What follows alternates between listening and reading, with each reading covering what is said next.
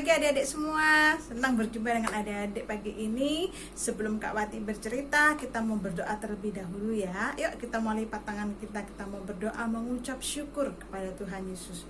Terima kasih Tuhan Yesus untuk pagi ini yang sudah Tuhan berikan kepada setiap kami. Terima kasih karena pagi ini kami bangun dengan tubuh yang sehat. Kami tidak kekurangan sesuatu apapun. Terima kasih ya Bapa, sebentar kami mau mendengarkan sedikit daripada firman-Mu. Kami serahkan setiap telinga dan hati kami, biar kami boleh mendengarkan firman-Mu, menyimpannya dalam setiap hati kami, dan Tuhan Yesus yang memberkati setiap benih firman-Mu, menjadikan kami pelaku-pelaku firman-Mu yang hidup. Dimanapun kami berada, kami boleh menjadi saksi-saksi Kristus. Terima kasih ya Bapa, di dalam nama Tuhan Yesus Kristus kami mengucap syukur. Amin. Adik-adik, pagi ini Kak Wati mau bercerita ya, judulnya adalah melakukan dengan tuntas. Nah, yuk kita mau dengar ceritanya ya. Setelah Nabi Musa meninggal, adik-adik, siapa yang menggantikannya? Yang menggantikannya adalah seorang yang masih muda, namanya Yosua. Nah, tugasnya Yosua ini adik-adik tugas yang berat yang Tuhan berikan. Karena apa? Karena Yosua ini harus memimpin suatu bangsa pilihan Allah yang jumlahnya sangat banyak, sangat besar. Yang dipimpin sama Yosua itu bukan hanya orang-orang dewasa aja. Ada bapak-bapak, ada ibu-ibu, ada kakek, ada nenek, juga ada adik-adik yang masih bayi. Nah, kemana adik-adik? Ke tempat, ke tanah yang sudah Tuhan janjikan. Namanya adalah tanah Kanaan. Yosua bertugas untuk memimpin bangsa yang besar ini tidak pakai kendaraan adik-adik. Waktu itu nggak ada yang namanya pesawat terbang, nggak ada yang namanya bis, nggak ada yang namanya kereta. Terus mereka perginya naik apa ya? Adik-adik tahu nggak? Ya, mereka harus jalan kaki. Perjalanannya itu adik nggak cuma 1 hari 2 hari, nggak cuma 1 minggu, nggak cuma 1 bulan, tetapi dalam jangka waktu yang lama.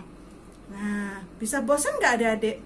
Nggak cuma bosan adik-adik ya, mereka harus menghadapi yang namanya rintangan. Suatu saat Yosua dengan orang-orang Israel ini dia harus menyeberangi yang namanya Sungai Yordan.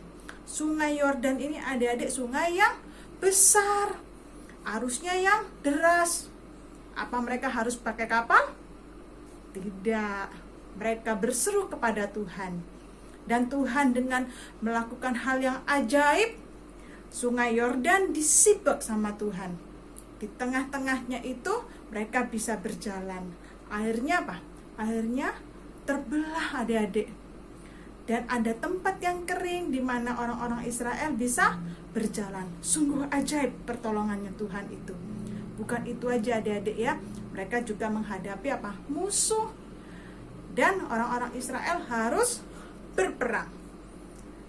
Nah, adik-adik, orang-orang Israel ini bukan tentara yang hebat, tetapi dengan pertolongan Tuhan, mereka menjadi orang-orang yang menang dalam berperang. Tugasnya Yosua itu aja? Enggak adik-adik. Pada waktu Yosua mengantarkan bangsa Israel ini, Yosua harus mengatur waktu. Kapan bangsa Israel harus makan, kapan orang-orang Israelnya harus istirahat, kapan orang-orang Israelnya harus berangkat lagi. Pada waktu mereka menghadapi rintangan, masalah, Yosua harus menjadi orang yang membuat semangat. Biar apa? Orang Israel ini tidak lemah, orang Israel ini tidak mundur, tetapi orang Israel ini tetap percaya kepada Tuhan. Sampai akhirnya adik-adik, bangsa Israel ini sampai ke tanah perjanjian, tanah yang ditentukan Tuhan untuk orang-orang Israel tempatin. Namanya adalah tanah Kanaan. Nah, akhirnya adik-adik, bangsa Israel menetap di tanah yang aman, yang subur, dan Yosua menjadi lega adik-adik ya. Kenapa lega? Karena tugas yang Tuhan berikan kepada Yosua boleh diselesaikan dengan tuntas. Yosua melakukan dengan bertanggung jawab sampai selesai.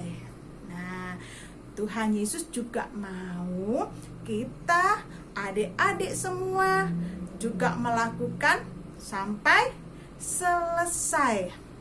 Apa ayo tugasnya adik-adik? Ya, adik-adik belajar. Nah, sekarang lagi belajarnya sekolahnya online. Adik-adik boleh malas online? Ogah-ogahan belajarnya? Nggak boleh.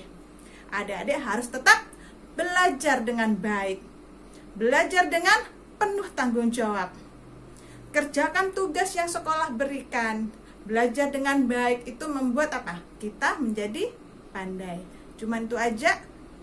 Di rumah, apakah adik-adik punya tugas? Ya, tugas kita kalau di rumah adalah bantu papa dan mama. Kenapa ya?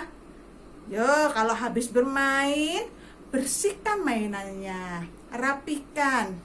Kalau adik-adik makan, ayo makan yang bagus, makan yang rapi. Tidak ada tersisa di piring. Habis minum susu, gelasnya juga ditaruh yang benar. Nah, itu apa lagi? Nah, kalau adik-adik mau mandi, ambil pakaian. Kalau ambil pakaian dari lemari, jangan lupa lemarinya juga harus ditutup. Ambil bajunya tidak boleh sembarangan. Nah, karena apa?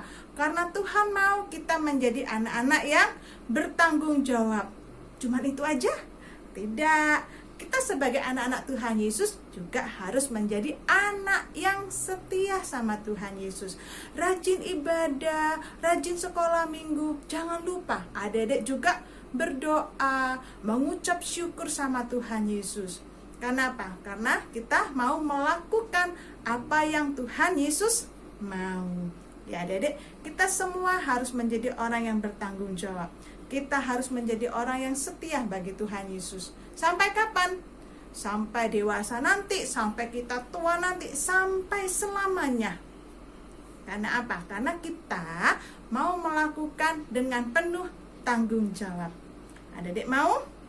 Pinter semua ya. Kita mau menjadi anak-anak yang bertanggung jawab. Yuk kita berdoa ya.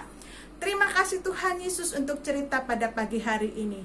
Jadikan kami Tuhan, setiap anak-anak yang mendengarkan firman-Mu seperti Yosua yang boleh melakukan dengan penuh tanggung jawab. Apapun yang kami lakukan, baik kami dalam belajar, bermain, di rumah tangga kami boleh melakukan dengan penuh tanggung jawab. Sehingga Tuhan Yesus, setiap anak-anak ini Tuhan, boleh menjadi sumber kebahagiaan bagi keluarga mereka ya Bapa. Kau pakai setiap anak-anak ini Tuhan, menyenangkan bagi keluarga mereka juga. Terlebih menyenangkan hati Tuhan Yesus. Terima kasih Tuhan Yesus untuk cerita pada pagi hari ini. Ajar kepada kami Tuhan melakukan firman-Mu dengan penuh tanggung jawab juga ya Bapa. Biar kami boleh menyenangkan hati Tuhan Yesus. Terima kasih ya Bapa. Di dalam nama Tuhan Yesus Kristus kami ucap syukur. Amin.